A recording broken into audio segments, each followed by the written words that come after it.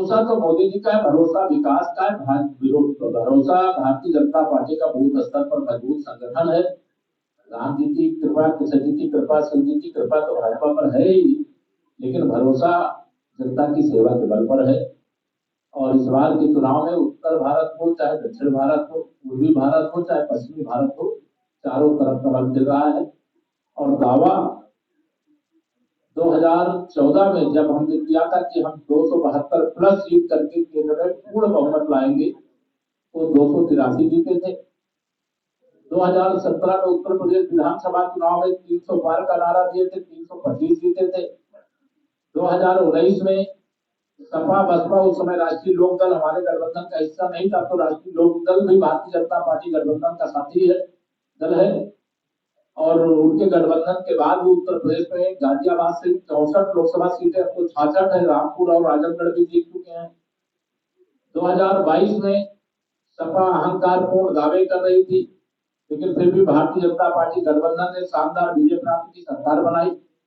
और 2024 में 370 प्लस भाजपा और 400 प्लस भाजपा गठबंधन, जो हमारा दावा है, मेहनत के बल पर है, जनता की सेवा के बल पर है, माननीय नरेंद्र मोदी जी के नेतृत्व में देश के विकास के बल पर। माननीय मोदी जी, अभी बागपत में आपका आरएलडी से गठबंधन है, वहां आपकी पार्टी के कार्यकर्ताओं को जब तक पीटा है आरएलडी वाले। मुजफ्फरनगर में बालिया जी के काफिले पर जबकि पथराव हुआ है, ये क्या हो रहा है? कहीं कोई घटना होगी तो पार्टी का संगठन इतना मजबूत है, उसे देख लेगा। भाजपा गठबंधन, अभी भारतीय जनता पार्टी राष्ट्रीय लोकदल का गठबंधन हुआ है, और उसमें कहीं कोई किसी भी प्रकार की कोई बात होगी तो उसका समाधान कर लिया जाएगा। ऐसी कोई बातें नहीं हुई है, ये सब छिटपुट घटनाएं कहीं ना कहीं होती रहती हैं, लेकिन भारतीय जनता पार्टी गाजियाबाद भी जीत रही है, बागपत भी जीत रही है, मेरठ भी जीत रही है, मुजफ्फरनगर भी जीत रही है, उत्तर प्रदेश की 80 की 80 लोकसभा सीटें। एक सवाल और है, उत्तर प्रदेश में आपकी सरकार है, आपके विधायकगण मंच पर मौजूद है, हमें अभी जानकारी मिली है कि आपके विधायकों की सुरक्षा हटा दी गई है और इनकी सुरक्षा कम की गई, बाकी सुरक्षा इन्होंने वापस कर दी है, बिना सुरक्षा के घूम रहे हैं, इसके बारे में बताइए।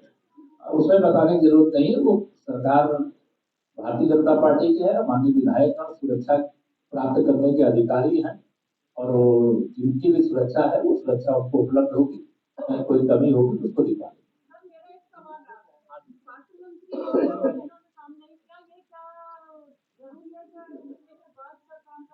निश्चित तौर से करें, अभी बन रहा होगा मैं जी, आप कितना कोई बात नहीं। माननीय मुख्यमंत्री हो गया भाई जी, तो व्यक्तिगत सवाल नहीं है। माननीय उप मुख्यमंत्री जी, एक सवाल इधर से है, सभी मंच पर जहाँ आना क्षेत्र में आप जाते हैं, मुख्यमंत्री जी जाते हैं, वहाँ वर्तमान का सांसद या रहते हैं, हमारे इस कार्यक्रम में जनरल वीके सिंह नहीं है, कोई खास वजह है क्या? नहीं, कोई वजह नहीं है। आज क्योंकि अचानक प्रेस करने के लिए मुझे आना पड़ा था, और आदरणीय जनरल साहब हमारे वरिष्ठ नेता हैं और भारत सरकार के माननीय मंत्री हैं, वो सूचना मेरे द्वारा ही शायद मैं दे नहीं पाया। मैं अचानक अभी बैठक की केंद्रीय जो घोषणा पत्र समिति थी, उस बैठक से सीधा चला आया, इसलिए ऐसा हो सकता है। आपने सभी पर आरोप लगाए, नहीं, सपा बसपा कांग्रेस तीनों का खाता यूपी में नहीं खुलेगा। हम किसी पे आरोप भी नहीं लगा रहे हैं और किसी को उत्तर प्रदेश में खाता भी नहीं खुलेगा, ऐसा विश्वास दिला रहे हैं। 2019 में बसपा और सपा का गठबंधन था, उसके खिलाफ लड़े हैं और जीते। आज तो ये सब अलग अलग स्वयं है, जैसे दिल के टुकड़े हजार हुए, कोई यहाँ गिरा कोई वहां गिरा। को लेकर आपका तुष्टिकरण की राजनीति का युग समाप्त हो गया है। इस प्रकार के आरोपों में कोई सच्चाई नहीं है, फिर भी उसकी न्यायिक जांच भी हो रही, मजिस्ट्रेटी जांच भी हो रही है। इसलिए इस प्रकार के जो विपक्ष अभी जब तक 4 जून नहीं आ जाएगा, वो आरोप कोई भी लगा सकते हैं। वो तो देश की अदालत पर भी आरोप लगा देते हैं, मजिस्ट्रेटों पर भी आरोप लगा देते हैं, न्यायाधीशों पर भी आरोप लगा देते हैं। उनके आरोप की सफाई देने की आवश्यकता नहीं। जांच निष्पक्ष होगी और जांच के जो निष्कर्ष होंगे जांच अधिकारी ही प्रकट करेंगे। मैं नहीं प्रकट कर सकता। धन्यवाद। ना उनके पास नहीं है। मैंने कहा उनके पास नहीं है ना, हमारे पास तो है। लेकिन उत्तर प्रदेश में कांग्रेस सपा का जो गठबंधन है वो हार मान चुका है। समाजवादी पार्टी आज कोई प्रत्याशी तय करती है तो कल कोई तय करती है, परसों कोई तय कर देती है। उनके यहाँ तो मैं कहूं कि राज्यसभा चुनाव के समय से उनकी पार्टी का अंतर कलह उत्तर प्रदेश में उजागर हो चुका था। उस समय भी मैंने कहा था कि हम राज्यसभा में 8 जीते हैं, लोकसभा की 80 जीते, और वह दृश्य साफ उत्तर प्रदेश के अंदर दिखाई दे रहा है। ये जो विपक्षी घमंडिया गठबंधन के लोग हैं, इनका एक ही लक्ष्य है, जितना लूट सको लूटो,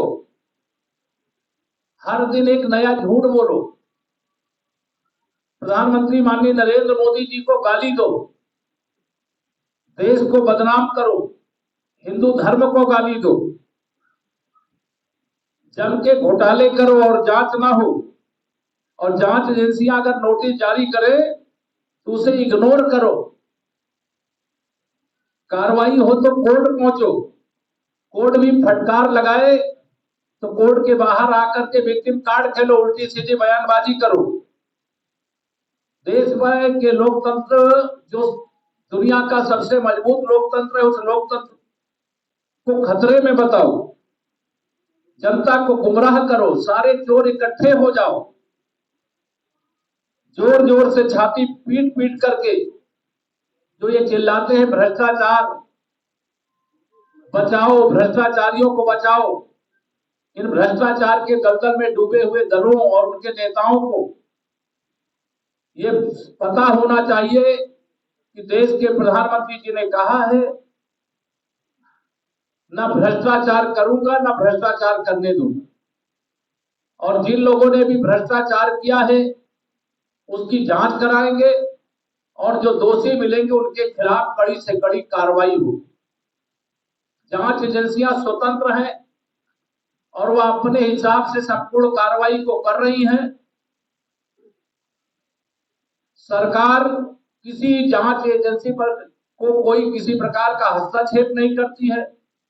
जिनके खिलाफ कार्रवाई होती है, जांच एजेंसी से बड़ी अदालत होती है, अदालत में जाते हैं, और अदालत भी जब उनको जमानत नहीं देती है तो ये भ्रष्टाचार के कितने दलदल में डूबे हुए हैं इससे साफ हो जाता है। मैं विपक्षी दलों से कुछ सवाल करना चाहता हूं कि जब ये मुंबई में इकट्ठा होते महाराष्ट्र के अंदर, तो जिस शक्ति की आराधना पूरा देश करता है उस शक्ति का अपमान करते और सारे विपक्षी दल उस पर चुप हो जाते। संदेश खाली पश्चिम बंगाल के अंदर महिलाओं के ऊपर शाहजहां शेख जैसे व्यक्ति के द्वारा इतना अनाचार किया जाता है, अत्याचार किया जाता है, सारे विपक्षी चुप रहते। तमिलनाडु के मुख्यमंत्री के बेटे उदयनिधि स्टालिन सनातन विरोधी बयान देते हैं, ये उस पर चुप रहते हैं। श्री रामचरितमानस के लिए अपमानजनक शब्दों का प्रयोग किया जाता है, ये सारे विरोधी चुप रहते। अब घोटालों के मामले में एक दूसरे के खिलाफ ये चुप रहते हैं। हिंदू देवी देवताओं के अपमान पर यह चुप रहते हैं, झूठे आरोप लगाते हैं और फिर माफी मांगते हैं। ऐसे अनेक मामले हैं जिनका मैं वर्णन, उसका डिटेल आपको प्रेस रिलीज के माध्यम से उपलब्ध कराने का काम किया जाएगा। लेकिन आज मैं ये कह सकता हूं कि भ्रष्टाचार के दलदल में डूबे हुए दलों का जो ठगबंधन है, उस ठगबंधन का भविष्य अंधकारमय। इनके पास ना कोई नेता है, न इनकी कोई नीति है, न इनकी नियति ठीक है।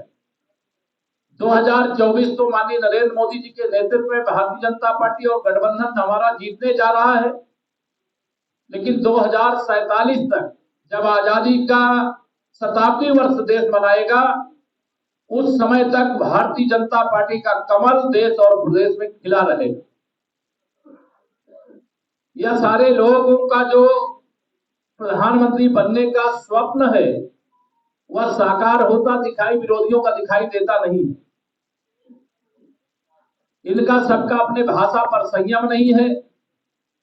देश के अंदर 4 जातियों के बारे में हमारे प्रधानमंत्री जी ने कहा, देश में 4 जातियां, पहली जाति गरीब की है, दूसरी जाति युवाओं की है, तीसरी महिलाओं की है, चौथी किसानों की। इन 4 जातियों के लिए समर्पित भाव से भारतीय जनता पार्टी की केंद्र और उत्तर प्रदेश की सरकार, डबल इंजन सरकार काम कर रही है और हमें पूरा विश्वास है कि हम गाजियाबाद सहित उत्तर प्रदेश की सभी 80 सीटें जीतेंगे। मेरी ओर से इतना कहना था। आप में से कोई कुछ पूछना चाहता है तो पूछ ले, बाकी डिटेल हमारे मीडिया प्रभारी जी आपको उपलब्ध करा देंगे, रिलीज बना करके। कुछ किसी का सवाल हो पूछ सकते हैं।